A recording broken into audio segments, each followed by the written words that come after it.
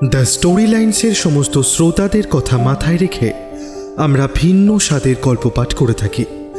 গল্পের রোমাঞ্চকর আবহাওয়া বা প্লট তৈরির খাতিরে লেখক বা লেখিকারা কল্পনাপ্রসূত ভাবধারার প্রতিফলন ঘটিয়ে থাকেন তাদের সাদা কাগজে, যার সাথে বাস্তবের কোনো মিল থাকলে তা সম্পূর্ণই অনিচ্ছাকৃত এবং কাকতালীয়।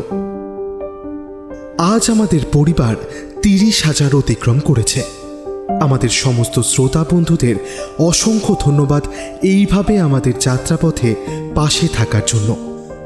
আশা করব আপনাদের অনুপ্রেরণা আগামী দিনে এইভাবেই আমাদের এগিয়ে যেতে সাহায্য করবে। আমাদের আজকের গল্প শ্রী প্রদীপ্ত মণ্ডলের লেখা তৃতীয় রিপু। লেখককে অসংখ্য ধন্যবাদ এই রকম একটি গল্প আমাদের উপহার দেওয়ার জন্য। গল্প পাঠে দীপম, অন্যান্য চরিত্রে ইমন, সাহেব, চয়ন, দীপম এবং প্রীতম। শব্দগ্রহণ, আবহ এবং স্পেশাল এফেক্টসে চয়ন। শুরু হচ্ছে আজকের গল্প তৃতীয় রিপু।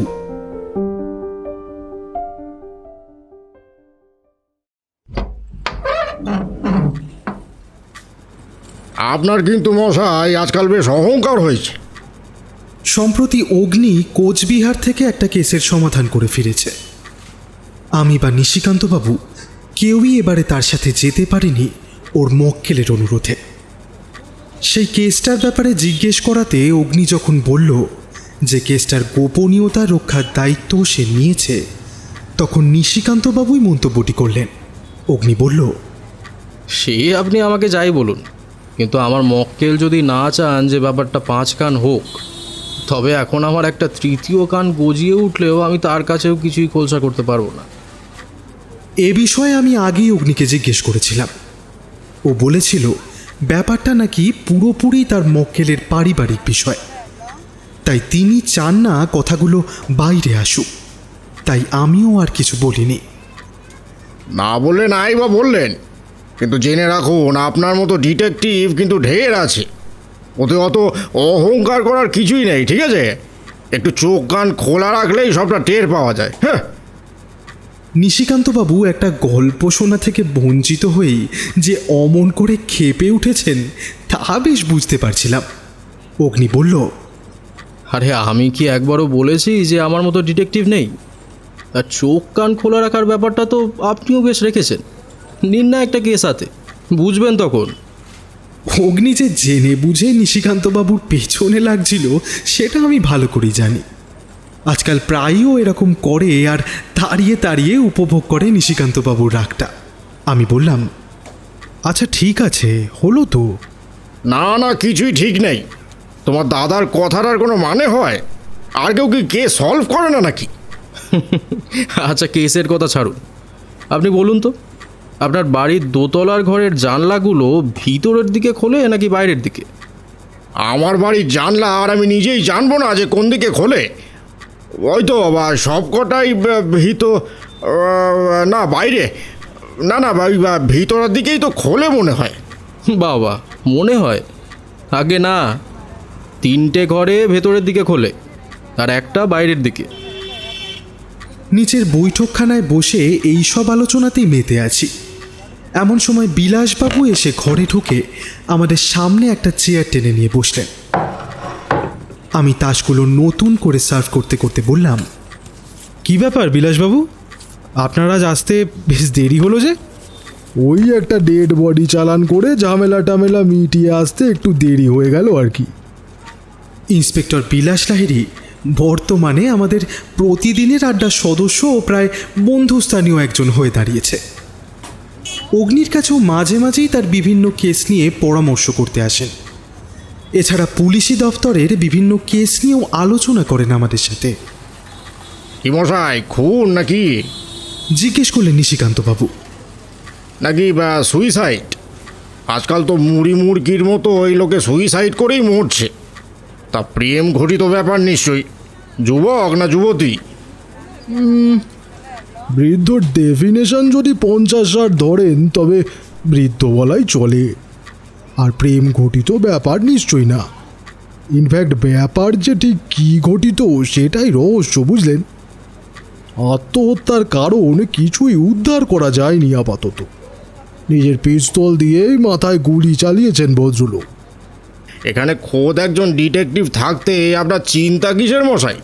এনাকেই বলুন না, দেখবেন এক্ষুনি কারণটা ঠিক বের করে দেবে। এই বলে একটু বাঁকা হাসলেন নিশিকান্তবাবু। বিলাসবাবু অগ্নির দিকে ঘুরে বললেন, কে অগ্নিবাবু, দেখবেন নাকি একটু ঘেটে? আরে ব্যাপারটা আগে খুলে বলুন সবটা, দেখা যাক যদি কিছু উদ্ধার করতে পারি। বিলাসবাবু বলা শুরু করলেন, আজ সকালে রবীন্দ্রপল্লী থেকে একজন থানায় ফোন করে জানায় যে তার মনিব নাকি দরজা খুলছেন না সকাল থেকে। অনেকক্ষণ ডাকাডাকি করেও কোনো সাড়া শব্দ না পেয়ে ওর মনে সন্দেহ হয় যে ঘরের ভেতরে কিছু একটা গন্ডগোল বেঁধেছে, আর তারপরই ফোন করে থানায়। তো তারপর ওর কাছে ঠিকানাটা নিয়ে আমি একজন কনস্টেবল সমেত গিয়ে পৌঁছালাম সেখানে। ভদ্রলোকের নাম রামানুজ মিশ্র। বিপদ নেই, ছেলেপুলেও নেই। একসময় কাঁচামালের ব্যবসা করে ভালো টাকাই করেছিলেন, তবে সম্প্রতি বয়স হওয়ায় আর শরীর স্বাস্থ্য সাথ না দেওয়ায় ওসবের পাট চুকিয়ে দিয়ে সুদে টাকা খাটিয়ে দিন যাপন করছিলেন। একতলা মাঝারি ধরনের বাড়িতে একাই থাকতেন ভদ্রলোক। আর ছিল ওর ওই চাকর অভিরাম, যে সকালে কাজ করতে এসে দেখে সদরের দরজা খোলা। তারপর ভিতরে এসে বেশ কিছুক্ষণ ডাকাডাকি করে ব্যাপার বিগতিক বুঝে পুলিশকে ফোন করে। যাই হোক, তারপর ভদ্রলোকের ঘরের সামনে গিয়ে দাঁড়ালাম। দরজা জানলা সবই ভেতর থেকে বন্ধ, বুঝলেন। ঘরের মধ্যে ফ্যান চলার আওয়াজ বাইরে থেকেই শোনা যাচ্ছে। রামানুজবাবুর নাম ধরে দু একবার ডেকে তারপর কনস্টেবলকে বললাম দরজা ভাঙতে। মোক্ষম কয়েকখানা লাথি কষাতেই কাঠের দরজাটা আর একটা পাল্লা ভেঙে ঝুলে পড়লো একদিকে। আমি পাল্লাটা একদিক করে ভিতরে ঢুকলাম। ভিতরে ঢুকেই দেখি বিছানার পাশে মেঝের ওপর পড়ে আছেন ভদ্রলোক। মাথার ডান দিকে গুলি করে সুইসাইড করেছে। ডান হাতের কাছেই মেঝেতে বন্দুকটা পড়ে আছে। অবিরাম তোর মনিবকে ওভাবে দেখেই কান্নাকাটি জুড়ল। ওকে ঘরের বাইরে করে ফরেন্সিক বিভাগের লোকেদের ডেকে ঘরের এদিক ওদিক দেখলাম, কিন্তু বিশেষ সন্দেহজনক কিছুই চোখে পড়ল না। সাজানো গোছানো বিছানা রয়েছে, পাশেই সাজানো টেবিল চেয়ার। টেবিলের ওপর থাক থাক করে রাখা বেশ কিছু বই ও হিসাবের কাগজপত্র। দোয়াতের কালি দিয়ে কবিতা লেখার শখ ছিল বোধহয়, কারণ একটা প্যাডে দেখলাম দুছত্র কবিতা লেখা। পাশেই দোয়া তার কলমটা পড়ে আছে। আলমারি, শোকেস, আলনা সবই যেমনকার তেমনই রয়েছে। অভিরামকে জিজ্ঞেস করতে ও কনফার্ম করলো যে রামানুজবাবুর নিজের বন্দুক ছিল। এছাড়া আর বিশেষ তেমন কিছুই পাওয়া গেল না। বেশ হাসি খুশি ধরনেরই নাকি লোক ছিলেন রামানুজবাবু। সম্প্রতি কোনো উদ্বেগের কারণ বা কারোর সাথে ঝগড়াঝাটিও হয়নি তার। এসব দেখে শুনে তারপর লাশটা বিদে করে ঘরটা সিল করলাম। এই পর্যন্ত বলে একটু থামলেন বিলাসবাবু। নিশিকান্তবাবু বললেন, তা আত্মীয় স্বজন কি কেউই নেই নাকি? দূর সম্পর্কের এক ভাইপো আছেন, তবে সে থাকে কলকাতায়। খবর দেওয়া হয়েছে, কাল সকালে এসে পড়বেন। এছাড়া আর তো কারো সন্ধান দিতে পারলো না অভিরাম। এরকম একজন লোকের আত্মহত্যার কারণ কি হতে পারে? অবশ্য অনেক সময় মানুষের মনের অবস্থা বাইরে থেকে দেখে বোঝার কোনো উপায় থাকে না। একজন সদাহাস্য ব্যক্তির মনের মধ্যেও যে কত কি লুকোনো দুঃখ থাকতে পারে তা কেবল তিনি নিজেই জানেন। যদিও মানুষের বোঝা উচিত যে কোনো বড় অসুবিধার সম্মুখীন হলেও সেক্ষেত্রে আত্মহত্যা কখনোই একটা উপায় হতে পারে না। সুইসাইড যে করে তার ওই সময়ের মনস্তত্ত্ব বোঝা আমাদের মতো সুখে স্বাচ্ছন্দ্যে থাকা লোকের পক্ষে কখনোই সম্ভব নয়। একজন লোককে দেখেই আমরা খুব সহজেই বলে দিই যে ওর তো কত টাকা, ধন দৌলত, বাড়ি গাড়ি, কতই না সুখী সে। কিন্তু তার কাছে যে সুখের সংজ্ঞাটা আসলে কি, সে যে কি চায় সেটা একমাত্র সেই জানে। আর মনোজ, তুমি যেটা বললে যে আত্মহত্যাটা কখনোই একটা উপায় হতে পারে না, যে আত্মহত্যা করে সে কি কোনো উপায় খোঁজার জন্য সেই পদক্ষেপটা নেয়? জটিল মনস্তত্ত্ব মনোজ, বড়ই জটিল। সকলেরই দৃষ্টিভঙ্গিটা আলাদা। সে না হয় বুঝলাম, কিন্তু রামানুজবাবু শখ করে তো আর এরকম একটা কাজ করবেন না। নিশ্চয়ই কিছু কারণ ছিল তার জন্য। ব্যাপারটা মনের মধ্যে পুরোপুরি একটা ধাঁধা হয়ে রয়েছে। আচ্ছা বিলাসবাবু, দরজায় ভেতর থেকে খিল দেওয়া ছিল নাকি হাল ফ্যাশনের লক দেওয়া দরজা? লক দেওয়া দরজা, সিঙ্গেল লক। তবে আমি আপনাকে দুটো প্রশ্ন করব, সেগুলোর উত্তর শুনেই বোঝা যাবে যে এখানে বসে বসে আপনার কোনো সাহায্য আমি করতে পারবো কিনা। আচ্ছা বেশ, করুন তাহলে। প্রথম প্রশ্ন হলো, আপনি বললেন লেখার টেবিলে দোয়াতার কলম ছিল, তা বা সেগুলো খাতার ঠিক কোন দিকে ছিল, ডান দিকে না বাম দিকে?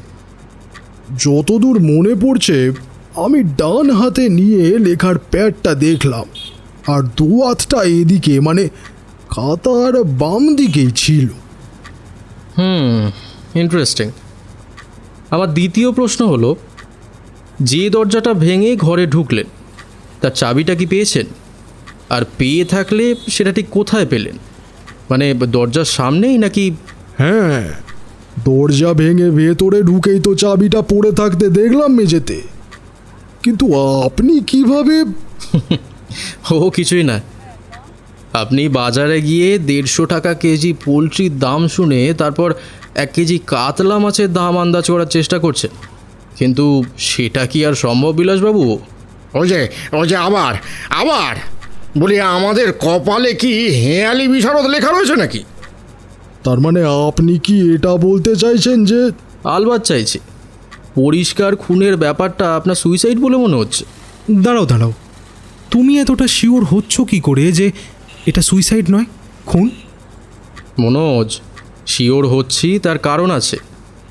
তোমরা শুধু বিলাসবাবুর মুখে ঘটনার বর্ণনাটা শুনলে, কিন্তু আমি সেটা শোনার সাথে সাথে ঘটনা প্রবাহ অনুমান করে দেখলাম যে ঘটনাগুলো সব সঙ্গতিপূর্ণ কিনা। তা অসঙ্গতিটা কোথায় পেলেন?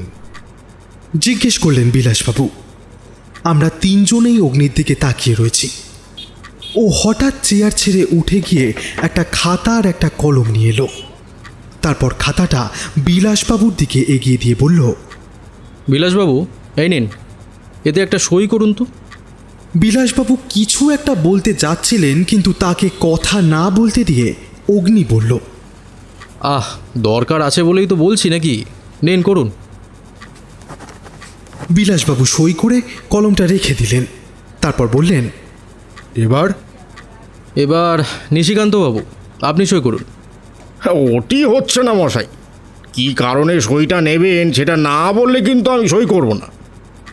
এই বলে বেঁকে বসলেন ভদ্রলোক। আমি এখন যে কথাগুলো বলবো সেগুলো যাতে বাইরে না বেরোয়, তাই সাদা কাগজেই সই নেওয়া, তাও আবার বিলাসবাবুর সামনে। হলো শান্তি? নিন, করুন এবার। কথাটা শুনে আমরা তিনজনেই অবাক হলাম। আগের মতোই চোখ বাঁকা করে শেষমেশ সই করলেন নিশিকান্তবাবু। এরপর আমি জিজ্ঞেস করলাম, আমাকেও করতে হবে নাকি? নিশ্চয়ই। সই করার পর আমি অগ্নির দিকে তাকালাম। ও খাতাটা টেনে নিয়ে বলল, আচ্ছা, এবার কলমটা রাখো নিচে। আমি ওর কথা মতো কলমটা নিচে রাখতেই অগ্নি ছোঁ মেরে কলমটা হাতে নিয়ে বলল, এই তো, এইটাই আমি হাতে নাতে প্রমাণ করতে চাইছিলাম। আমরা তিনজন একবার করে একে অপরের মুখ চাওয়াচাই করলাম। জিজ্ঞেস করলাম আমি, আমরা সই করি কিনা সেটা? ধুর, সইটা তো এমনি। বিলাসবাবু, আপনি বললেন যে রামানুজবাবুর লেখার প্যাডটার বাম দিকে তার দোয়া তার কলমটা রাখা ছিল, ঠিক তো? আবার বললেন যে রামানুজবাবু তার মাথার ডান দিকে গুলি করেছেন, আর বন্দুকটাও তার ডান হাতের কাছেই পড়েছিল। তা ব্যাপারটা অসঙ্গতিপূর্ণ নয় কি? কীরকম? ওহো, সবটাই খুলে বলতে হবে দেখছি। আচ্ছা বিলাসবাবু, আপনি একটু আগে সইটা করে কলমটা আপনার কোন দিকে রাখলেন? এই তো এইখানে, মানে ডান দিকে। নিশিকান্তবাবু, আপনি? আমিও ওই ডান দিকেই। আর মনোজ, তুমি সই করে কলমটা হাতেই ধরেছিলে, সেই জন্যেই আমি তোমাকে কলমটা রাখতে বললাম। আর তোমাকে বলা মাত্রই তুমিও ডান দিকেই রাখলে কলমটা, অর্থাৎ তিনজনেই ডান দিকে রাখলেন, কারণ আপনারা তিনজনেই রাইটি বা ডান হাতি। কিন্তু রামানুজবাবু কোন দিকে রেখেছিলেন? বাম দিকে। এক্স্যাক্টলি। আর তিনি বাম হাতি ছিলেন বলেই দোয়াতটাও বাম দিকেই রেখেছিলেন। সাধারণভাবেই কোনো ডান হাতি লোক খাতার বাম দিকে দোয়াত রেখে তাতে কলম ডুবিয়ে খাতার ওপর দিয়ে বারবার চালনা করবেন না, কারণ ওতে খাতায় কালি পড়ার সম্ভাবনাটা থাকে। তার মানে খুনি রামানুজবাবুকে গুলি করে বন্দুকটা ওর ডান হাতের কাছে রেখেই পালিয়েছে। কিন্তু ঘর তো ভিতর থেকে বন্ধ ছিল, তাহলে পালালো কিভাবে? সিঙ্গেল লক দেওয়া দরজা বাইরে থেকে চাবি দিয়ে বন্ধ করে চাবিটা দরজার নিচে দিয়ে ভেতরে গলিয়ে দেওয়া যায় নাকি? আর আপনি তো নিজেই বললেন যে দরজা ভেঙে সামনেই চাবিটা পড়ে থাকতে দেখেছেন। ও, আমি আন্দাজ করেছিলাম যে দরজায় বেশ জোরে জোরে লাথি মারার ফলেই হয়তো চাবিটা খুলে গিয়ে সেখানে পড়েছে। কিন্তু এখন যা দেখছি এ তো আচ্ছা ফ্যাসাদ হলো মশাই। পোস্টমর্টমের রিপোর্টে গুলিটার ট্রেজেক্টরি দেখবেন, তাহলে আরও পরিষ্কার হবে সব। এরপর বিলাসবাবু চেয়ার ছেড়ে উঠে বললেন, না, আজ উঠবো বুঝলেন, কাজ তো বেড়ে গেল মশাই। বিলাসবাবু চলে গেলে পর নিশিকান্তবাবু অগ্নির উদ্দেশ্যে বললেন, কি মশাই, আপনি দেখবেন না কেসটা? বিলাসবাবু তো রয়েছেনই, উনি আশা করি সমাধানটা করে ফেলবেন। এরপর সেদিন আর এই বিষয়ে কথা হয়নি, কিন্তু বৈঠকখানায় বসে অগ্নির কথাগুলো শুনে ও যে ঠিক কিভাবে মাথাটা খাটায় তার একটা আন্দাজ পেলাম আমি।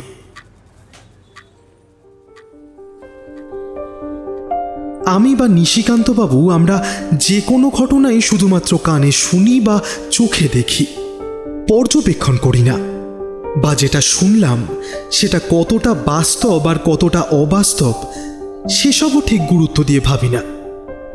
আমরা শুধু দেখি যে কিছু পাখি আকাশে ডানা মেলে উড়ে গেল, এর বাইরে খুব বেশি হলে কাব্যিক মনোভাব করে সেটা নিয়ে দু লাইন কবিতা ওড়াই, আর কিছুই না। কিন্তু অগ্নি খুঁটিয়ে তা পর্যবেক্ষণ করে। ও লক্ষ্য করে যে ঠিক কটা পাখি ছিল, 11টা না 12টা, সেগুলো চড়ুই না ময়না, কোন দিকে গেল, উত্তর না দক্ষিণ, এরপরে উত্তরে গেলে কেনই বা সেদিকে গেল, আর দক্ষিণেই বা গেল না কেন, এই সব ভাবে। আর তাই এত কিছু বুঝতেও পারে ও। আর খুব সম্ভবত এই জন্যই ও প্রতিটা কেসকে একটা পাজেল বলে। পরদিন সকালে ডাইনিংয়ে বসে চা খেতে খেতে খবরের কাগজটা উল্টে পাল্টে দেখছি। ভালো খবর প্রায় একটাও নেই। কোথায় সাঁওতাল ডাক্তারের দাবিতে রেল অবরোধ, তো কোথাও বেতন বৃদ্ধির দাবিতে মন্ত্রীকে ঘেরাও, কোথাও চুরি ডাকাতি খুন খারাপি, তো কোথাও ইলেকশনের আগে গিরগিটি সেজে নেতা মন্ত্রীর দলবদল। এই করেই দেশটা গোল্লায় গেল। এইসব ভাবতে ভাবতে চায় চুমুক দিচ্ছি, এমন সময় দেখলাম অগ্নি আগাথা ক্রিস্টের একটা বই নিয়ে পড়তে বসল। মনে মনে ভাবলাম, যাক, মাঝে মাঝে ওর যে অদ্ভুত শখগুলো মাথা চারা দিয়ে ওঠে তার থেকে বই পড়া ঢের ভালো। এরপর গোটা দিনটা দেখলাম ও বইয়ের পাতায় চোখ রেখে কাটিয়ে দিল। বিকেলের খানিক পরে বিলাসবাবু এলেন। আমি 3 কাপ চা করে এনে ওদের দুজনকে 2টো কাপ দিয়ে একটা চেয়ার টেনে নিয়ে বসলাম। কি বিলাসবাবু, তারপর কতদূর এগোলেন? বিলাসবাবু মুখে একটা বিরক্তিসূচক শব্দ করে চায়ের কাপে লম্বা একটা চুমুক দিয়ে বললেন, দূর, ঘোড়ার ডিমে গিয়েছি। সে কি এরই মধ্যে? মস্করা করছেন? ব্যাপারটা যে আসলে খুন সুইসাইড নয় সেটা নিউজে আসার পর আমার ওপর রীতিমতো চাপ আছে। তারপর আজকে সারাদিন ধরে রামানুজবাবুর প্রতিবেশী থেকে শুরু করে চাকর অবিরাম, তারপর যাদের সুদে টাকা ধার দিয়েছিলেন সবাইকেই বারবার করে জেরা করেছি, কিচ্ছু পাইনি। লোকটা জীবন এতটাই নির্ঝঞ্ঝাট ছিল যে কারোর সাথে শত্রুতা বা ঝগড়া কিছুই প্রায় ছিল না। বেশ সদালাপী মানুষ ছিলেন, আপদে বিপদে সাহায্য করতেন না গিয়ে কেউ। আমার ধারণা হয়েছিল যে যারা টাকা ধার নিয়েছিল তাদেরই কারো কাজ হবে হয়তো, কিন্তু রামানুজবাবুর হিসেবের খাতায় গত কয়েক মাসের এন্ট্রিগুলো বারবার করে দেখেছি, মাত্র 3 জনের কাছেই টাকা পেতেন। আর তাদের জেরা করে পরিষ্কারই বোঝা যায় এ কাজ তাদের না, কারণ টাকার পরিমাণ ওই নাম মাত্র। এখন কি মুশকিল বলুন তো, কোনো একটা যে সুতো ধরে এগোবো তারও উপায় নেই। একটা কানাকড়িও তো হদিশ মিলবে কমসে কম। শব্দ করে চায়ের কাপটা নামিয়ে রাখলেন। বিলাসবাবুর মুখে একটা অসহায় ভাব স্পষ্ট লক্ষ্য করলাম। অগ্নিকে কিছু না বলতে দেখে আমি জিজ্ঞেস করলাম, আর ওই পোস্টমর্টমের রিপোর্টটা, ওতে কিছু পেলেন না?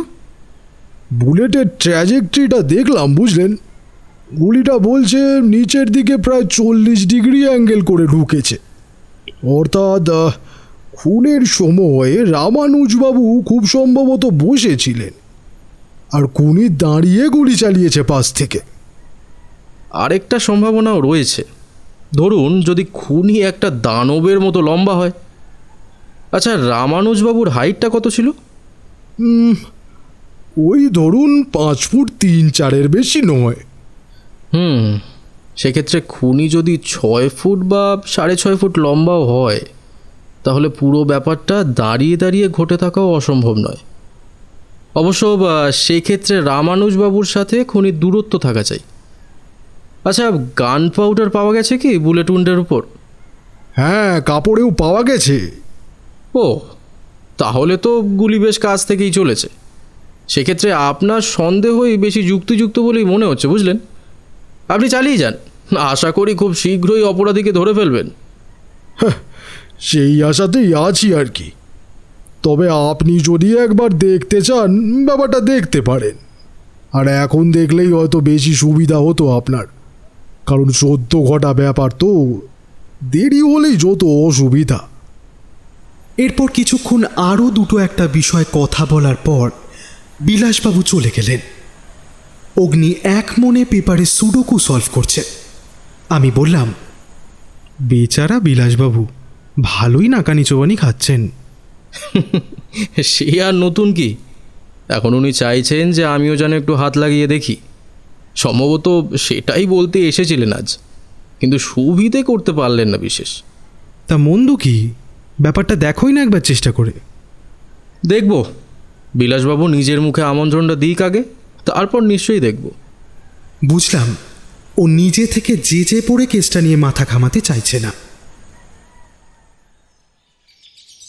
পরদিন সকালে ডাইনিংয়ে খবরের কাগজটা নিয়ে বসে আছি। সাঁওতালদের আন্দোলনে পুলিশ লাঠি চার্জ করেছে, সেই নিয়ে কেউ শাসক দলের দিকে আঙুল তুলছেন, তো কেউ আবার পুলিশের কর্মক্ষমতা ও কাজের স্বতন্ত্রতা নিয়ে প্রশ্ন তুলছেন। এমন সময় বিলাসবাবুর ফোনটা এলো। অগ্নি কথা বলল। আমি জিজ্ঞেস করলাম, শেষমেশ তাহলে আমন্ত্রণটা পেলে নাকি? অগ্নি কিছু না বলে ভুরু উঁচু করে চোখের ইশারায় আমাকে যেতে বলল। সিঁড়ি দিয়ে নিচে নেমে দেখি নিশিকান্তবাবু বাজারের ব্যাগ হাতে করে ঘরে ঢুকছেন। আমাদের দেখেই বললেন, এই যে মানিক জোর, কোন দিকে? ব্যাগটা রেখে চলুন আপাতত, রাস্তায় বলছি। বাড়ির বাইরে এসে অগ্নি বলল, দাসপাড়ার মোড়ে বিলাসবাবু গাড়ি নিয়ে অপেক্ষা করছেন, চলো।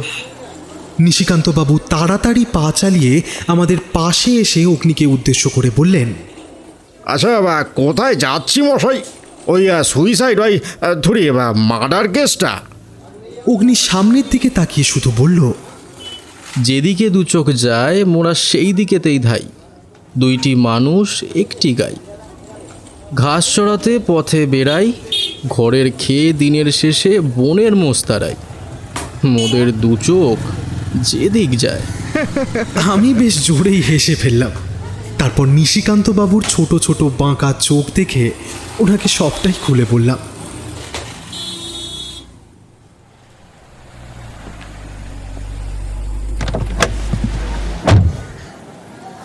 বিলাসবাবুর জিপে করে আমরা রবীন্দ্রপল্লী এলাম। দাসপাড়া থেকে জায়গাটা মাইল 3 দূরে। রামানুজবাবুর বাড়ির সামনে গিয়ে দাঁড়ালাম আমরা। বিলাসবাবু আমাদের বাড়িটার ভেতরে নিয়ে গেলেন। আমরা গিয়ে ঢুকলাম ঘরটার মধ্যে। এর মধ্যেই চাকর অভিরাম বাইরে এসে দাঁড়িয়েছিল। নাম শুনে যা আন্দাজ করেছিলাম, আসলে ওর বয়স বা চেহারা কোনোটাই সেরকম নয়। বছর 20-25-এর আমাদের মতোই চেহারার একটি ছেলে। অগ্নি তার দিকে এগিয়ে দেওয়ালে টাঙানো একটা বেশ বড় সাইজের অয়েল পেন্টিংয়ের দিকে দেখতে দেখতে জিজ্ঞেস করল, এই যে তুমি পরশুদিন সকালে এসে দেখতে পাও যে সদরের দরজা খোলা, তাই তো? ছেলেটি মাথা ঝাঁকিয়ে হ্যাঁ বলল। তারপর অগ্নি জিজ্ঞেস করল, তা অন্যদিন কি তুমি এসে ডাক দেওয়ার পর রামানুজবাবু দরজা খুলতেন? হ্যাঁ, সকালে আমি যখন আসতাম তখন বাবু শুয়েই থাকতেন। প্রায় দিন আমি এসেই তাকে ডেকে তুলতাম। তা তুমি কোথায় থাকো? এখানে কাছেই আমার বাড়ি, হেঁটে যেতে ওই মিনিট 2 লাগে। কতদিন কাজ করছো এখানে? সে মোটামুটি বছর 3 হবে। আগে আমার বাবা বাবুর কাছেই কাজ করতেন, তারপর উনি গত হলে বাবু আমাকে রাখেন। তোমার বাড়িতে কে কে আছেন? ওই তো আমি আর মা। আচ্ছা, গত কিছুদিনের মধ্যে কেউ রামানুজবাবুর সাথে দেখা করতে এসেছিলেন বাড়িতে? তেমন কেউ তো মনে পড়ে না, কিন্তু হ্যাঁ, এক বাবু এসেছিলেন 3-4 আগে। কালও এসেছিলেন বাবুর মৃত্যুর খবর শুনে। পুলিশকে তো বলেছি তার কথা। ঠিক আছে, তুমি এসো এখন। এই বলে অভিরামকে বিদায় করল অগ্নি। নিশিকান্তবাবুকে দেখলাম অয়েল পেন্টিংটার সামনে দাঁড়িয়ে কোমরে হাত দিয়ে বুক উঁচু করে এপাশ ওপাশ করছেন। বললাম, তা নিশিকান্তবাবু, ওরকম একটা পেন্টিং বানাবেন নাকি আপনারও? নিশিকান্তবাবু বললেন, হ্যাঁ, তা মন্দ বলনি মনোজ। তারপর ডান হাতটা মাথার পেছনে করে শরীরটা একটু পেছনে বাঁকিয়ে একটা পা সামনের দিকে এগিয়ে বার দুয়েক নাচিয়ে নিয়ে বললেন, এক সময় আমার চেহারাটাও তো মানে ওই ছিল আর কি, বুঝলে কি না? পেন্টিং বানাবেন ঠিক আছে, কিন্তু পেন্টিংয়ের ব্যক্তিটির শেষ কি দশা হলো সেটা মনে আছে তো? ভদ্রলোক চট করে হাত দুটো কোমর থেকে নামিয়ে সোজা আমার দিকে হেঁটে আসতে আসতে বললেন, আসলে খরচ অনেক, বুঝলে তো মনোজ, তাই ভাবছি আপাতত থাক না হয়।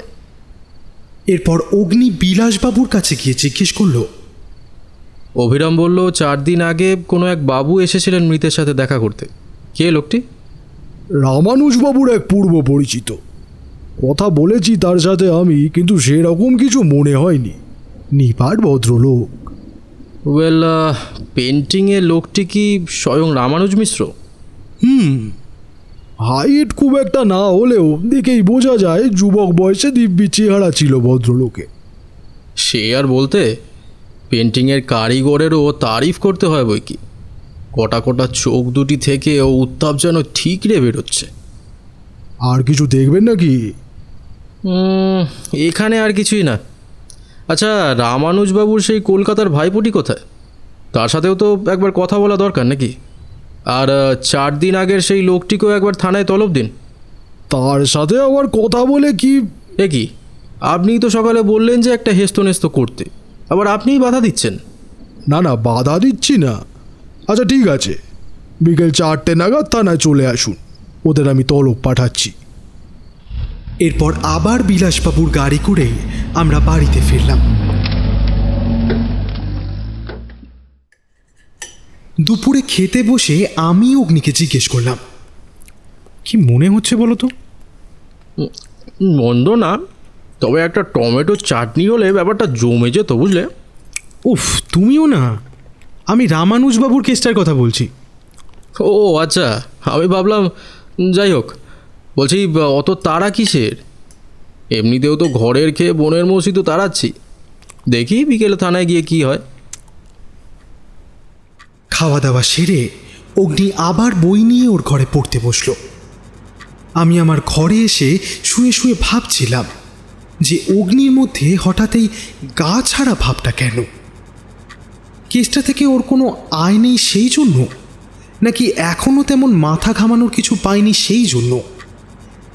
এইসব ভাবতে ভাবতে কখনই ঘুমিয়ে পড়েছিলাম। হঠাৎ অগ্নির ডাক শুনে ঘুমটা ভাঙল। এ কি, এখনও পড়ে পড়ে ঘুমোচ্ছ? আরে 3:30 বাজে তো, চলো উঠে পড়ো, বেরোতে হবে তো। মনোজ! নিশিকান্ত বাবুকে সঙ্গে নিয়ে আমরা বেরিয়ে পড়লাম।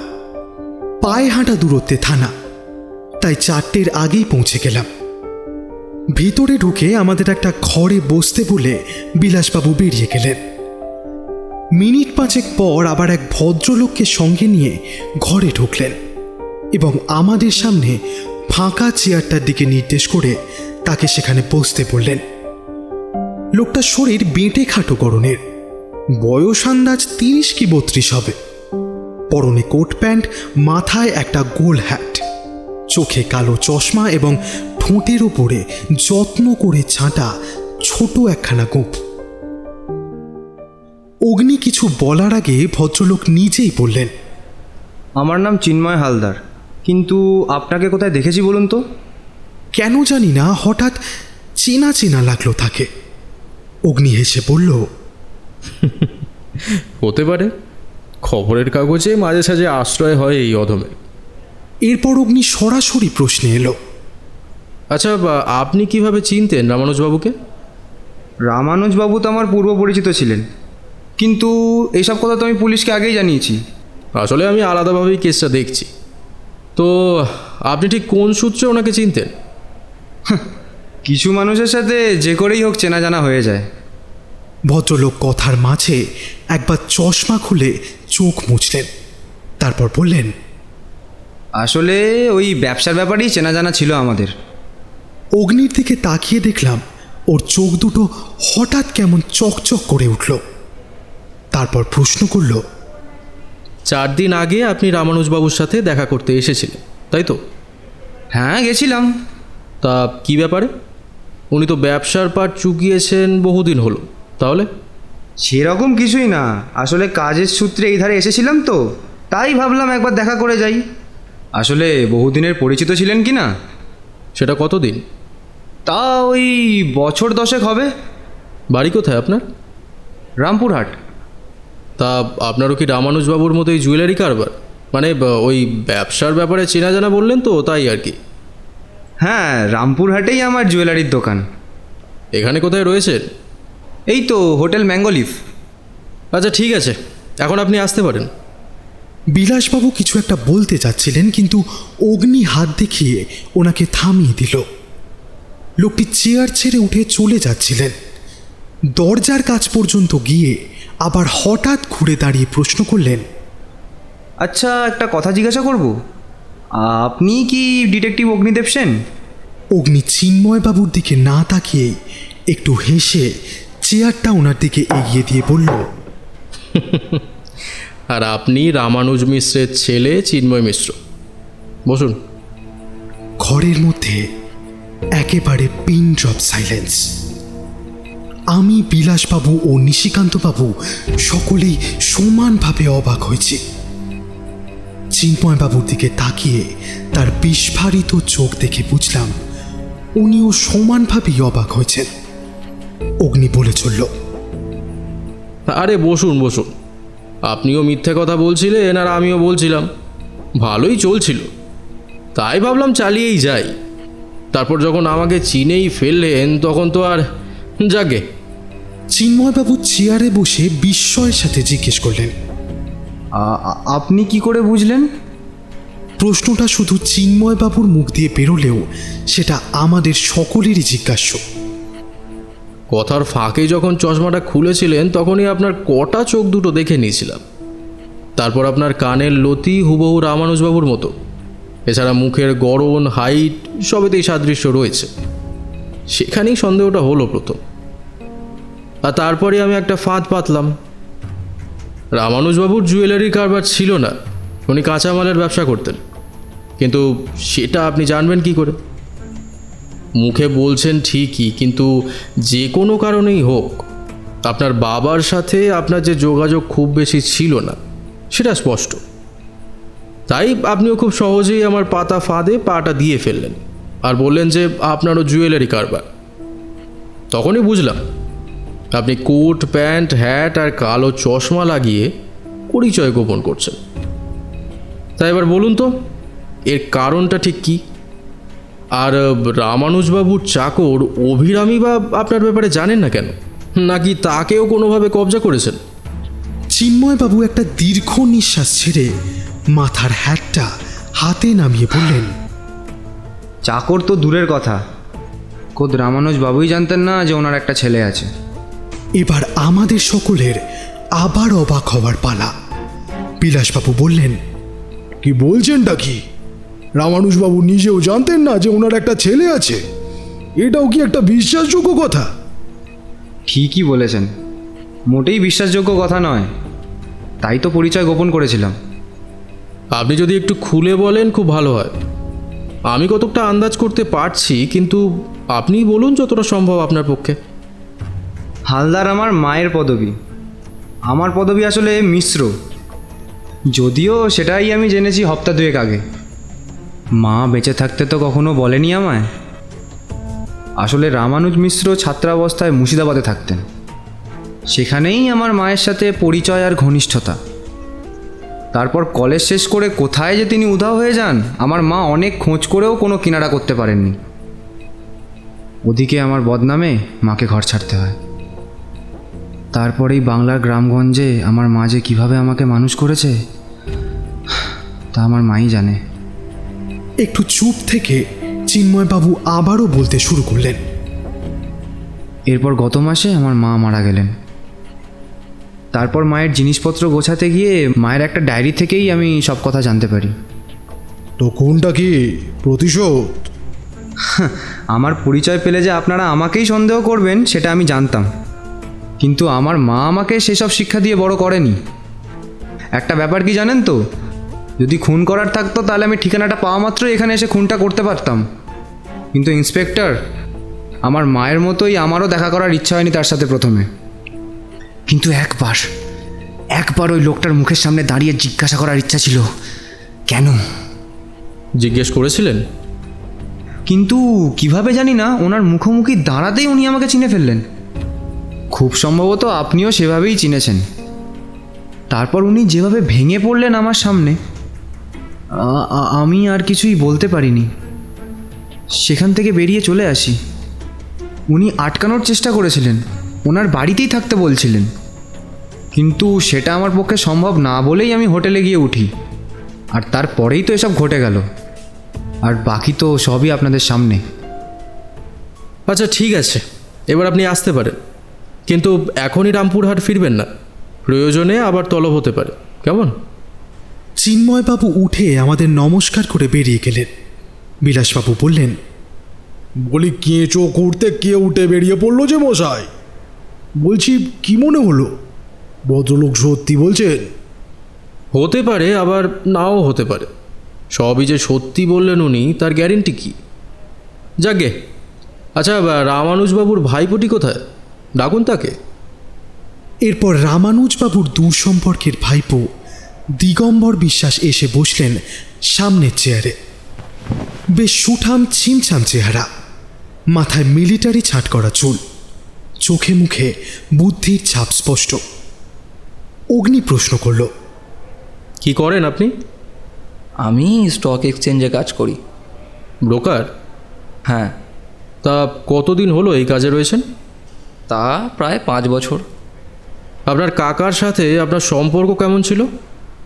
খুব ভালোও বলবো না, আবার মন্দও বলবো না। ওই খোঁজ খবর দেওয়া নেওয়া ছিল আর কি, এর বেশি কিছু না। শেষ কবে কথা হয় রামানুজবাবুর সাথে আপনার? তারিখ তো বলা মুশকিল, তবু ধরুন ওই মাস 2-এর কম হবে না। আচ্ছা, আপনি বাদে আর কোনো আত্মীয় স্বজন আছে রামানুজবাবুর? না, অন্তত আমি তো তাই জানি। সেক্ষেত্রে ওনার অবর্তমানে বাড়ি সমেত সম্পত্তি তো আপনারই নাকি? মানে সেরকমই তো হওয়া উচিত, কিন্তু কেন বলুন তো? না, এমনি। আচ্ছা, আপনি কি কালই এসেছেন মালদায়? হ্যাঁ, ওই পুলিশের মুখে খবর পেয়েই পরশু রাতে ট্রেন ধরি, তারপর কাল সকালে এসে পৌঁছেছি। তা এখানে কোথায় উঠেছেন? ওই ইংলিশ বাজারের কাছে আমার এক বন্ধুর বাড়িতে। এর আগে এলে কোথায় উঠতেন? আসলে সেরকম তো খুব বেশি আসা হয়নি, ওই 2-1বার যা এসেছি কাকার বাড়িতেই ছিলাম। তো আপনার কাউকে সন্দেহ হয় যে আপনার কাকাকে হত্যা করতে পারে? আমি কি করে কাউকে সন্দেহ করি বলুন? আর তাছাড়া কাকার এখানে কার সাথে কেমন আলাপচারিতা ছিল সেই বিষয়ে তো আমি অবগত নই, আর এমনিতেও তো আমি কাউকে তেমন চিনিও না। খবরটা শুনে আপনার প্রতিক্রিয়া কেমন ছিল? সত্যি বলতে ভীষণ অবাক হই আমি, জানেন। প্রথমত আমাকে জানানো হয় কাকা নাকি আত্মহত্যা করেছে, কিন্তু আত্মহত্যা করার মতন লোক কাকা মোটেই ছিলেন না। তারপর আবার শুনি নাকি খুন। মানে কি হচ্ছে না হচ্ছে আমি তো কিছুই বুঝে উঠতে পারছি না। আচ্ছা বেশ, আপাতত কিছুদিন আপনার বন্ধুর বাড়িতেই থাকতে হবে আপনাকে, কেস চলা পর্যন্ত। তারপর দেখা যাক কি হয়। দিগম্বর বিশ্বাস এবার একটু ইতস্তত করে জিজ্ঞেস করলেন, বলছি কিছু মনে করবেন না, কেসটা কি লম্বা চলবে? আসলে কাজ ছেড়ে এখানে এতদিন থাকা বুঝতেই তো পাচ্ছেন। সেটা পুলিশের কাজ পুলিশ দেখবে, আপনাকেও সব নিয়ে ভাবতে হবে না। আপনি এখন আসতে পারেন। ধন্যবাদ। এই বলে উঠে দাঁড়িয়ে পড়লেন দিগম্বর বিশ্বাস। ভদ্রলোক ঘর থেকে বেরিয়ে গেলে পর অগ্নি চেয়ার ছেড়ে বলল, এই যে মনোজ, বলছি তুমি আর নিশিকান্ত বাবু বাড়ি ফিরে যাও, আমি একটা কাজ সেরে সোজা বাড়ি ফিরব। এই বলে সোজা ইন্টারোগেশন রুম থেকে বেরিয়ে বাইরে চলে গেল। বিলাসবাবু বললেন, না জানি কি খেলছে আবার ওনার মাথায়। যাই হোক, আপনারা ঘন্টাখানেক বসবেন নাকি? তাহলে আমিও কটা কাজ সেরে নিয়ে ওই দিকেই যেতাম, আপনাদের পৌঁছেও দিতাম। না না, আপনি আপনার সুবিধা মতোই কাজ করুন, আমরা হেঁটেই ফিরব। রাস্তায় যেতে যেতে প্রায় অন্ধকার নেমে এলো। রাস্তা দিয়ে মাঝে মাঝে 2-1টা গাড়ি শব্দ করে আমাদের পাশ কাটিয়ে চলে যাচ্ছে। নিশিকান্তবাবু বললেন, বাপ নিজের বাপকেও ছাড়ে না, ওই কি একটা কথা আছে না, এ হচ্ছে তাই। চিন্ময় হালদার আর তার মায়ের সাথে যে পাপটা করেছিল রামানুজ মিশ্র, এ হলো তারই ফল। নিজেও কি আর সুখে ছিলেন শেষ জীবনে? আরে থাকবেনই বা কী করে? বিপত্নিক হয়েছেন, ওদিকে পুত্র থাকতেও জানতেন না, তাই হয়তো এই পক্ষে ভগবান আর সন্তান সুখও দেননিও নাকি। সত্যি অদ্ভুত মানুষের কর্মফল। যে যা করে তার কাছে সময়ের ধারায় একসময় তার অতীত আবার ফিরে আসে কোনো না কোনো উপায়ে। সৃষ্টির লীলা এমনই আজব। তাই অন্তত নিজের ভবিষ্যতের কথা ভেবেই মানুষের কুকর্ম থেকে বিরত থাকা উচিত। এইসব ভাবতে ভাবতে বাড়ি ফিরলাম। অগ্নি ফিরল আরও প্রায় 2 ঘন্টা পর। জিজ্ঞেস করলাম, কি ব্যাপার, কোথায় বেরিয়ে গেলে তখন হঠাৎ? পাজলের টুকরোর সন্ধানে গেছিলাম মনোজ। তা কোনো টুকরো পেলে? অগ্নি আমার প্রশ্নের উত্তর না দিয়ে বিলাসবাবুকে ফোন করলো। ওকে শুধু বলতে শুনলাম, হ্যাঁ বিলাসবাবু, বলছি রামানুজ মিশ্রের বাড়িতে পাহারায় কনস্টেবল বসিয়েছেন? আচ্ছা বেশ, হ্যাঁ আজকে রাতটা থাকুক, কাল সকাল সকাল তুলে নেবেন, আশা করি আর প্রয়োজন হবে না। আর বলছি রামানুজবাবুর কল রেকর্ডটা ওটাও একবার বের করবেন, বুঝলেন? ওটা একবার দেখা প্রয়োজন। নিশ্চয়ই। আচ্ছা ঠিক আছে, রাখলাম। তারপর আমাকে বলল, কই কি আছে খাবার দাবার বের করো তো দেখি। উফ, খিদায় পেটে যেন রাবণের চিতা জ্বলছে। পরদিন সকাল 8টা নাগাদ দুজনেই চেয়ারে বসে আছি। হঠাৎ অগ্নি ঘড়ির দিকে তাকিয়ে বলল, মনোজ চলো কাজে লাগা যাক। কোথায় যাবে? আরে অভিরামের সাথে একটু কথা বলা দরকার, চলো। এরপর আমি আর অগ্নি দুজনেই বেরিয়ে পড়লাম রবীন্দ্রপল্লীর উদ্দেশ্যে। রামানুজবাবুর বাড়ির সামনে গিয়ে অগ্নি বলল, পায়ে হেঁটে মিনিট 2 বলেছিল কাল অভিনব। এসো, এদিকটা এসো। এরপর আমরা রামানুজবাবুর বাড়ির সামনের রাস্তাটা পেরিয়ে সামনের বাড়িগুলোর মধ্যে অলিগলি হয়ে হাঁটতে থাকলাম। কিছু দূর গিয়ে রাস্তার পাশের একটা ছোট মুদির দোকানে গিয়ে জিজ্ঞেস করে অভিরামের ঠিকানা পাওয়া গেল। সেদিকে কিছু দূর গিয়েই দেখা পাওয়া গেল তার। অভিরাম এগিয়ে এসে প্রশ্ন করল, আরে আপনার এখানে হঠাৎ? এই তো তোমাকেই খুঁজছিলাম। আমাকে? বলছি, রামানুজবাবুর বাড়িতে তো এতদিন হলো কাজ করছো, তো ওনার কোনো ধরা উকিল টুকিল ছিল? মানে সুদে টাকা খাটাতেন যখন, তখন দরকার হয়েছিল নিশ্চয়ই কখনো। জানা আছে এরকম কারো কথা? হ্যাঁ, বাবুর এক বন্ধু আছেন তো উকিল, তারক সরকার নাম। বাহ, তার বাড়ি কোথায় তুমি জানো? হ্যাঁ, এই গ্রামেই বাড়ি। আপনারা যাবেন সেখানে? আরে নিয়ে গেলে নিশ্চয়ই যাব। এরপর অভিরাম আমাদের পথ দেখিয়ে উকিল তারক সরকারের বাড়ি নিয়ে গেল। কিন্তু হঠাৎ উকিলের সাথে অগ্নি দেখা করতে চায় কেন আমি ঠিক বুঝলাম না। অভিরামের পেছন পেছন কিছুক্ষণ হাঁটার পর একটা বড় পুকুরের ওপারের বাড়িটার দিকে আঙুল দেখিয়ে অভিরাম বলল, ওই যে ওইটা তারকবাবুর বাড়ি। এরপর আমরা বাড়িটার দিকে এগোলাম, আর অভিরাম যে পথে এসেছিল সেই পথেই আবার ফিরে গেল। বাড়ির সামনে গিয়ে দাঁড়াতেই আমাদের দেখে একজন মাঝবয়স্ক ভদ্রলোক বেরিয়ে এলেন। অগ্নি এগিয়ে গিয়ে জিজ্ঞেস করল, আপনি কি ব্যারিস্টার তারক সরকার? ভদ্রলোক মাথা নেড়ে সম্মতি জানিয়ে জিজ্ঞেস করলেন, হ্যাঁ, কিন্তু আপনাদের তো ঠিক চিনলাম না। কোথা থেকে আসছেন? নমস্কার, আমার নাম অগ্নিদীপ সেন, আর এই আমার ভাই মনোজ। রামানুজ মিশ্রের খুনের ব্যাপারে আপনার সাথে কিছু কথা ছিল। আচ্ছা, গোয়েন্দা অগ্নিদীপ সেন? তাই ভাবছি আপনার মুখটা হঠাৎ তেমন চেনা চেনা লাগছে কেন। আপনি তো মশাই আমাদের এলাকার গর্ব। আসুন আসুন, ভেতরে আসুন। আমরা বাড়ির ভেতরে গিয়ে বসলাম। তারকবাবু আমাদের জন্য চা বলে আমাদের সামনের সোফাটা এসে বসলেন। আপনার কেসগুলোর ব্যাপারে নিয়মিত পড়ি আমি। দুর্দান্ত অবজার্ভ করার ক্ষমতা মশাই আপনার। অগ্নি ভদ্রলোকের দিকে তাকিয়ে একটু হেসে ধন্যবাদ জ্ঞাপন করল। তারকবাবু আবারও বললেন, তারপর ওই লোকটা কি যেন নাম, হ্যাঁ, সম্রাট চক্রবর্তী, ওরকম একটা ক্রিমিনাল বেমালুম পালিয়ে গেল। কাগজে খবরটা পড়ে বেশ আফসোস হয়েছিল মশাই। সে পালানোর লোক নয়, সময় হলে ঠিক আবার দেখা দেবে। এবার আচ্ছা মতো জব্দ করবেন তো লোকটাকে।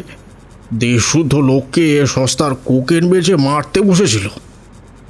ইতিমধ্যেই চা এসে যাওয়ায় আমাদের দিকে দুটো কাপ এগিয়ে দিয়ে তারকবাবু বললেন, এই যে, এই নিন। আচ্ছা, এবার বলুন কি ব্যাপারে হঠাৎ আমার কাছে আসা আপনাদের? অগ্নি চায়ে একটা চুমুক দিয়ে বলল,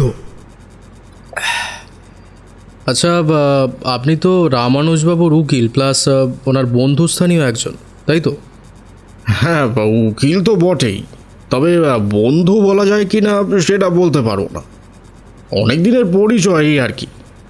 খুব বেশি না হলেও ছিল মোটামুটি ঘনিষ্ঠতা।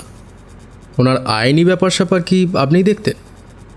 আইনি ব্যাপার বলতে ওই দু একবার টুকটাক দরকারে আমার কাছে এসেছিলেন, কিন্তু তা নিতান্তই সামান্য। কিছু টাকা নিয়ে দু একটা ঝামেলা মাত্র, বিশেষ কিছুই না। আর উইল? তারকবাবু যেন একটু অবাক হলেন, তারপর বললেন, সে কি, রামানুজবাবুর উইলের কথাও আপনারা জানেন? আসলে তদন্তে অনেক তথ্যই বেরিয়ে আসে, ধরুন এটাও তার মধ্যেই একটা। হ্যাঁ, মারা যাওয়ার 2 দিন আগেই আমার কাছে একটা উইল করানো। তা আপনার সেটা পুলিশকে জানানো উচিত ছিল নাকি? সে ছিল, কিন্তু উইলটা যেদিন করলেন তার পরের দিন ছিল রবিবার, তাই সেটা রেজিস্ট্রি করানো হয়নি। আর তার পরের দিন সকালেই তো জানলাম যে ভদ্রলোক খুন হয়েছেন। উইলটা সিল ছাপ্পড় করাই ছিল, আর সেটার প্রসিকিউটর আমাকেই করেছিলেন, তাই একেবারে রেজিস্ট্রি করেই পুলিশকে জানাবো ঠিক করি আমি। আপনারা না এলে হয়তো আজই সেটার ব্যবস্থা করতাম। আর তাছাড়া রামানুজবাবু আসলে চাননি যে ওনার মৃত্যুর আগে উইলটা বাইরে আসুক, তাই আর কি। ওনার ছেলের জন্য? সে কি, ওর ব্যাপারেও জানেন আপনারা? এই বলে চায়ের কাপটা নামিয়ে রেখে আবারও বললেন, রামানুজবাবু সেদিন অনেক ইতস্তত করেই আমাকে বললেন সবটা। উনি মারা যাওয়ার পর তার সম্পত্তি সেই ছেলে নাকি ছুঁয়েও দেখবে না, সেটা তিনি তার সাথে সম্প্রতি দেখা হওয়ায় নাকি বুঝতে পেরেছিলেন। কিন্তু রামানুজবাবু তার সম্পত্তি যা আছে ওর ছেলের নামেই লিখে দিয়ে যেতে চাইলেন। তারপর সেই ছেলে নেওয়ার হলে নেবে, না হয়তো যা ইচ্ছে তার করবে, এরকম বলেই উইলটা করলেন। আর তাতে ওর এক চাকরকে আর দিগম্বর বিশ্বাস নামে এক ভাইপোকে কিছু কিছু টাকা দিয়েছেন, আর বাকি সবটাই তার ছেলের নামেই করেছেন। তা উইল রেজিস্ট্রি হওয়ার আগেই যে তিনি মারা গেলেন, তো এরপরও কি সেটা কোর্টের চোখে কার্যকর হবে? আসলে সাদা কাগজে কোনো সাক্ষীর সামনে সই করে উইল করলেই তা কার্যকর হয়। সে জায়গায় একজন উকিলের মাধ্যমে, আবার তাকেই প্রসিকিউটর করে উইল করেছেন যখন রামানুজবাবু, তখন কার্যকর হবে বই কি। আচ্ছা বেশ, অনেক ধন্যবাদ আপনাকে। বাড়ি এসে যখন পৌঁছালাম তখন বেলা প্রায় 11টা বাজে। অগ্নি বিলাসবাবুকে ফোন করে রামানুজবাবুর কল রেকর্ডের কথা জিজ্ঞেস করতে করতে ওর ঘরে চলে গেল। কিছুক্ষণ পর ও ঘর থেকে বেরিয়ে এলে আমি জিজ্ঞেস করলাম, কি ব্যাপার বলো তো? রামানুজবাবুর কল রেকর্ড দিয়ে কি হবে? আর উইলের ব্যাপারটাই বা জানলে কি করে? গোলমাল মনোজ, গোলমাল, চারিদিকেই ভয়ঙ্কর গোলমাল।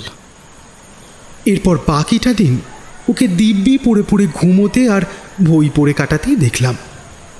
না জানি কি চলছে ওর মাথায়। সন্ধ্যায় নিশিকান্তবাবু কেসটার খোঁজ নিতে এলেন। কত দূর কি এগিয়েছে সে বিষয়ে কিছুক্ষণ বসে থাকার পর তিনি বললেন, কাল রাতে অনেক ভাবলাম, বুঝলেন। আমার তো ওই বেটা অভিরামকেই সন্দেহ হচ্ছে। কেন বলুন তো? আরে সুযোগ তো ওরই সব থেকে বেশি, কি না? ওই সময় তো সেখানে আর কেউ ছিল না, তাহলে সে না হয় হলো, কিন্তু শুধু সুযোগ থাকলেই তো হবে না। মোটিভ কি? মানে রামানুজবাবু মারা গিয়ে অভিরাম তো নিজের চাকরিটাই হারালো নাকি? ধরো যদি টাকা পয়সা লুটের মতলব এসে থাকে ওর মাথায়, রামানুজবাবুকে মেরে তারপর টাকা পয়সা বা অন্য কোনো দামি জিনিস নিয়ে সরে পড়তেও তো পারে নাকি? 5 ফরমাস খেটে 10 বছরেও যে পরিমাণ টাকা আয় করতে পারবে না, সেটা একবারই তো হাতাবে। তা বা কী বলছেন মিস্টার গোয়েন্দা? জোরালো মোটিভ কি না? ভীষণ জোরালো। আপনি মাথা খাটিয়ে ভেবেছেন যখন, তখন জোরালো না হয়ে আর উপায় কি আছে বলুন? না অগ্নি, নিশিকান্তবাবুর কথাটাও কিন্তু একেবারেই যে ফেলে দেওয়ার মতো তা কিন্তু নয়। 3 বছর পুরনো চাকর জানবে না যে তার মনিব ডান হাতে কাজ করে নাকি বাম হাতে? আর সেটা না জেনেই ডান হাতের কাছে বন্দুকটা রাখার মতো কাঁচা কাজ করবে নাকি? অগ্নির এক কথাতেই আমাদের যুক্তির একেবারে মাথা কাটা গেল।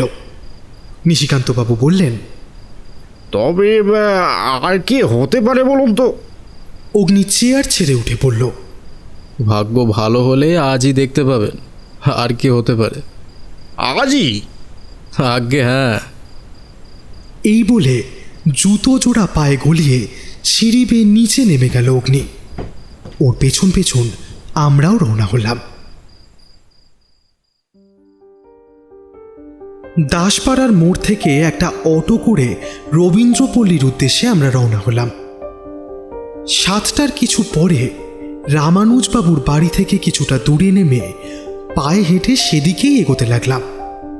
আমি আর নিশিকান্তবাবু নির্বাক হয়ে কেবল অগ্নিকে ফলো করে যেতে লাগলাম। কোথায় যাচ্ছি, কেন যাচ্ছি, কিছুই জানি না আমরা। এরপর অগ্নিকে দেখলাম রামানুজবাবুর বাড়ির একেবারে সামনে গিয়ে দরজাটা আলতো করে ফাঁক করে সোজা ভেতরে ঢুকে গেল।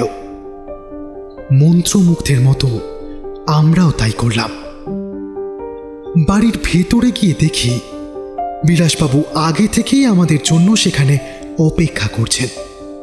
বুঝলাম ওনার সাথে অগ্নির আগেই কথা হয়েছে এই নিয়ে। আমরা চারজন একত্রিত হওয়া মাত্রই অগ্নি বলল, মনোজ, তুমি আর নিশিকান্তবাবু পেছনের ওই পিলারটার দিকে গিয়ে দাঁড়াও। বিলাসবাবু, আপনি বাড়ির খানিকটা ভেতরের দিকে গিয়ে লুকিয়ে পড়ুন। আর আমি থাকবো রামানুজবাবু যে ঘরে খুন হয়েছিল সেখানে। কেউ কোনো শব্দ করবেন না, তাহলে কিন্তু সব মাটি হয়ে যাবে। যাই হয়ে যাক, নিজের জায়গা থেকে এক দণ্ডও নড়বেন না কিন্তু। এই বলে অগ্নি বাড়ির ভেতরে নিকষ কালো অন্ধকারের মধ্যে মিলিয়ে গেল। আমি আর নিশিকান্তবাবু বারান্দার পেছনের দিকের একটা মোটা থামের পেছনে গিয়ে দাঁড়ালাম। এখানে যে কেউ আসতে চলেছে, কারোর জন্য যে আমরা খাত পেতে রয়েছি, সেটা ভালোভাবে বুঝতে পারছিলাম। কিন্তু সেই ব্যক্তিটি যে কে, তার ব্যাপারে আমাদের কোনো ধারণাই ছিল না।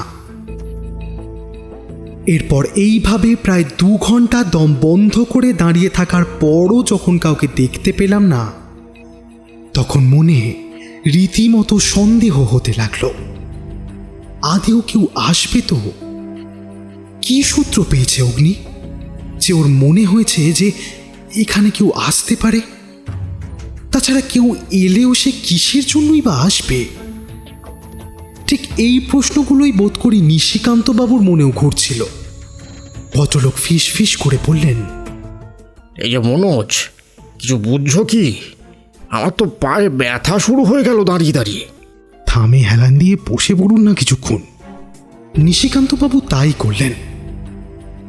এরপর সময় যেন আর কাটতেই চায় না। কতক্ষণ থেকে যে দাঁড়িয়েছিলাম সেখানে, তার সময় জ্ঞান তখন হারিয়েছি।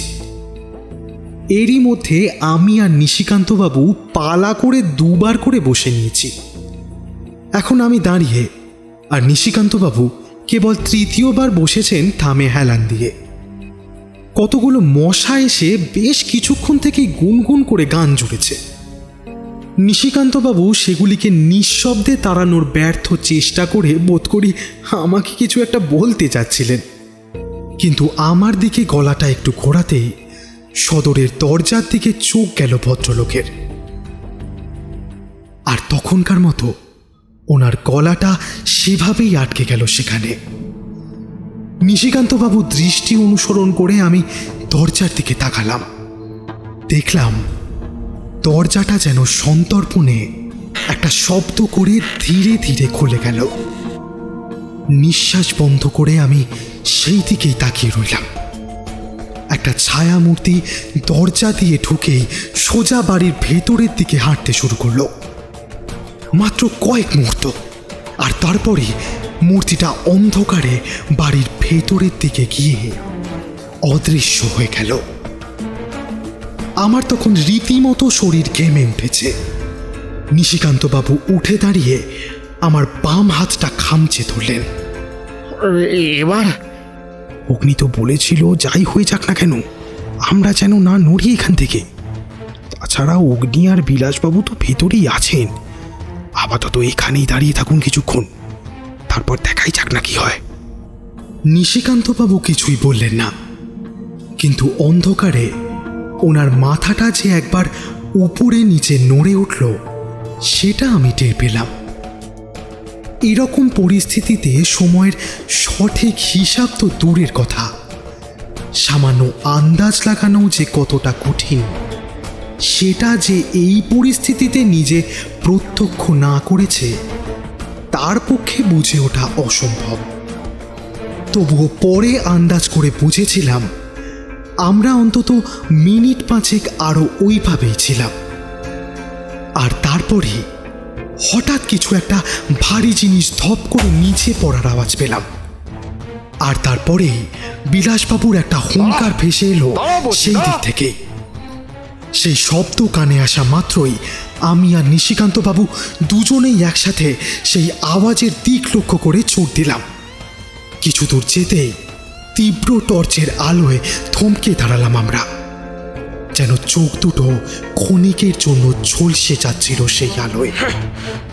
চোখের সামনে হাত দুটো এনে সেই আলোতে সামনে তাকিয়ে দেখলাম বিলাসবাবু একজন লোককে বগল দাবা করে টেনে নিয়ে আসছেন আমাদের দিকে, আর তার পেছনেই হাতে টর্চ নিয়ে হেঁটে আসছে অগ্নি। বিলাসবাবু তার সাথে লোকটিকে নিয়ে আর একটু এগিয়ে এলে পর তার দিকে তাকিয়ে নিশিকান্তবাবু বিস্ময়ে বলে উঠলেন, এ কি, এ তো রামানুজবাবুর ভাইপো দিগম্বর বিশ্বাস।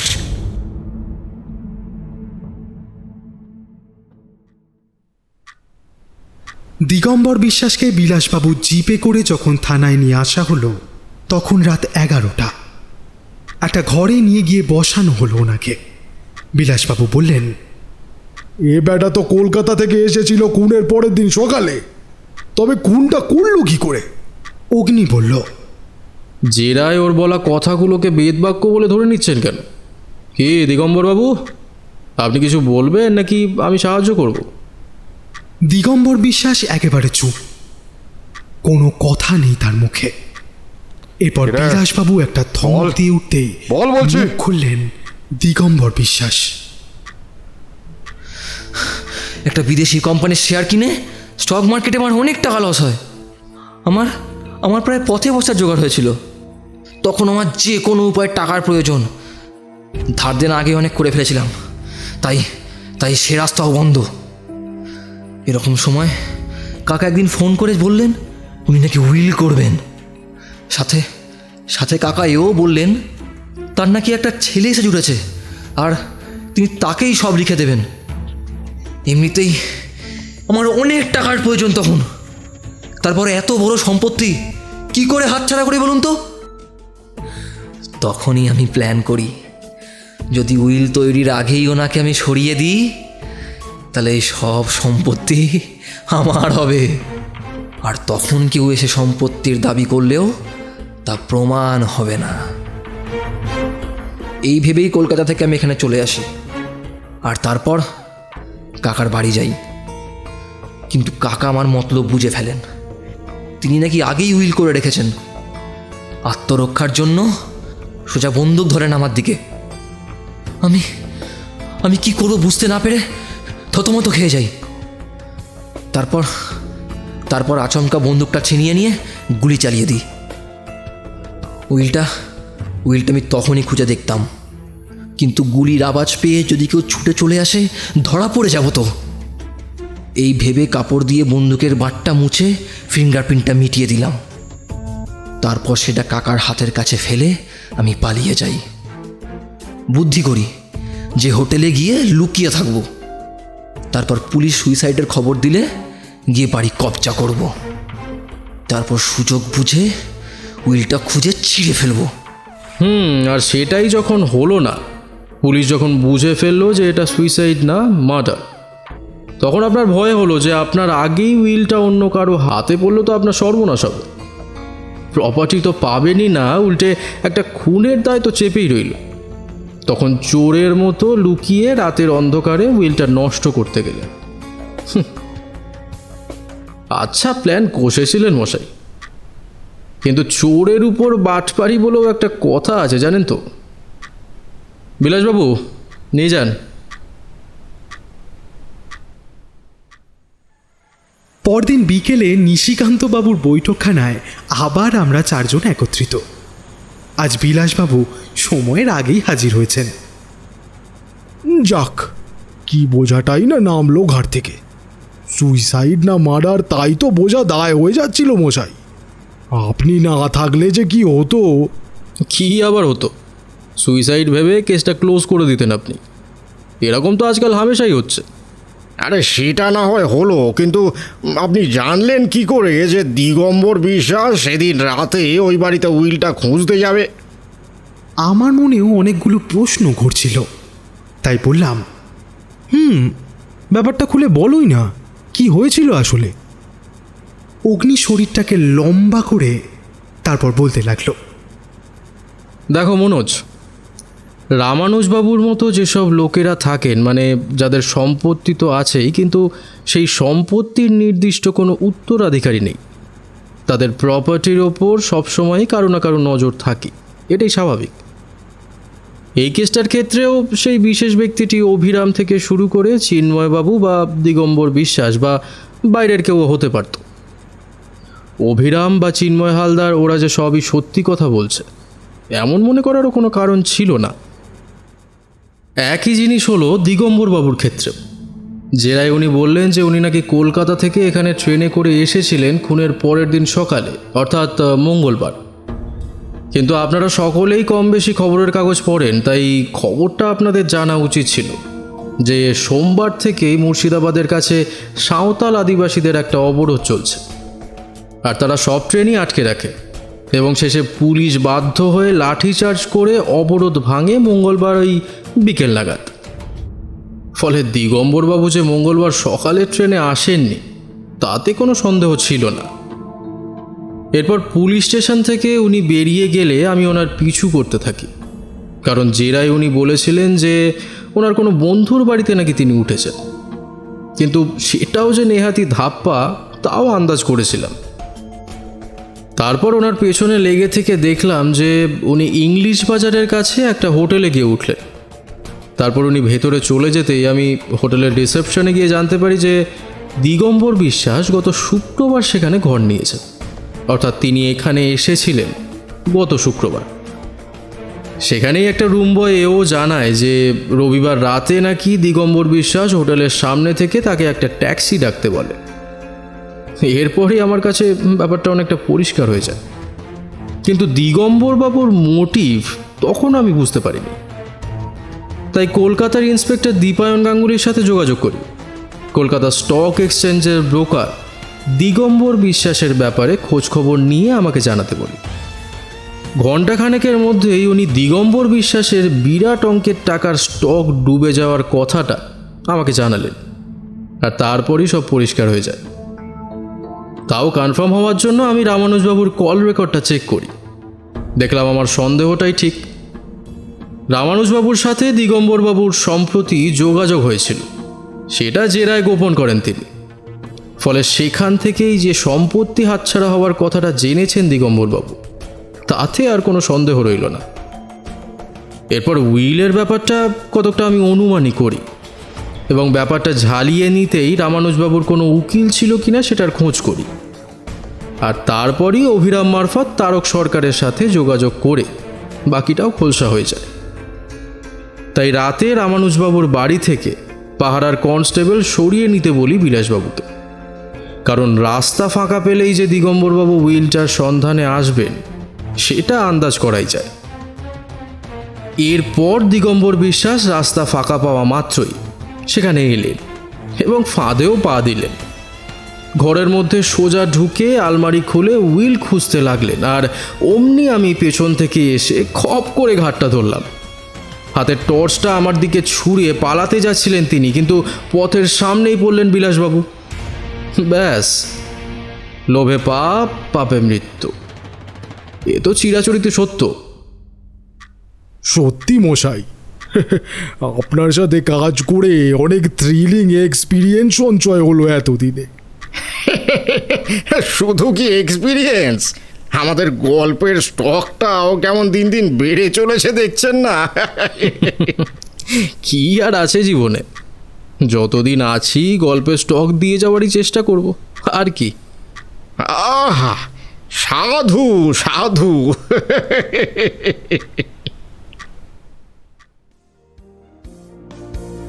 শুনছিলেন আজকের গল্প তৃতীয় রিপু। গল্পটি কেমন লাগলো অবশ্যই জানান কমেন্টের মাধ্যমে। আপনাদের অনুপ্রেরণা আমাদের পথ আরও সুদূর প্রসারী করবে। আগামী সপ্তাহে আরও একটি নতুন গল্প নিয়ে হাজির হব আমরা।